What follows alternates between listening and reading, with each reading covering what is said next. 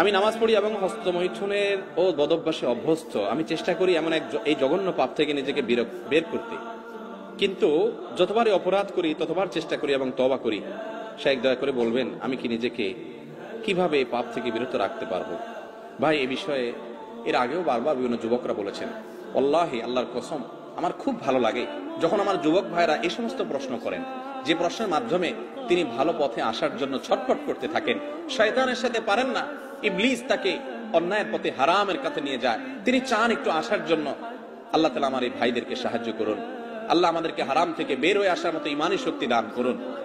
ভাইরা আমার, গুনাহ তো আমরা সবাই কম বেশ করি। কয়জন আছেন গুনাহ করার পর গুনাহ থেকে বাঁচার জন্য ছটফট করেন, তওবা করার জন্য? তো এই সমস্ত ভাইরা যারা তওবার জন্য ছটফট করেন, আমি তাদের ব্যাপারে সুধারণা রাখি, আমার আল্লাহ তাদেরকে তওবার তৌফিক দিবেন ইনশাআল্লাহ। যারা পাপ করার পর, অপরাধ করার পর কোনো সেন্স নাই, কোনো হিতাহিত, কোনো ভালো মন্দ ধারণা নেই, অপরাধ বোধ নেই, অপরাধের অদৃশ্য দাহন তার ভিতরে হয় না, এই ব্যক্তি অপরাধ থেকে ছুটে আসা অনেক কঠিন হয়।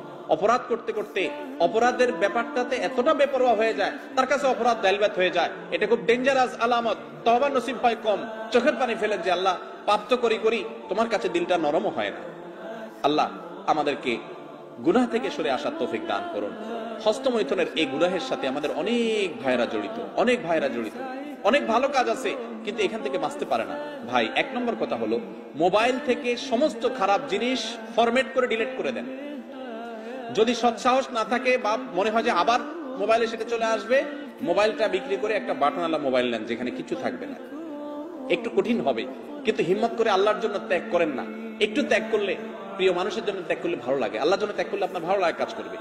এর পাশাপাশি নির্জনতা অবলম্বন করবেন না। হস্তমৈথুন যারা এই বদভ্যাসে অভ্যস্ত হয়, নির্জন কক্ষে থাকলে তখনই বদভ্যাসে অভ্যস্ত হয়। নির্জন থাকবেন না, বন্ধু বান্ধব, মুরব্বী এবং বাপ মা, ভাই বোন সবার মধ্যে থাকবেন।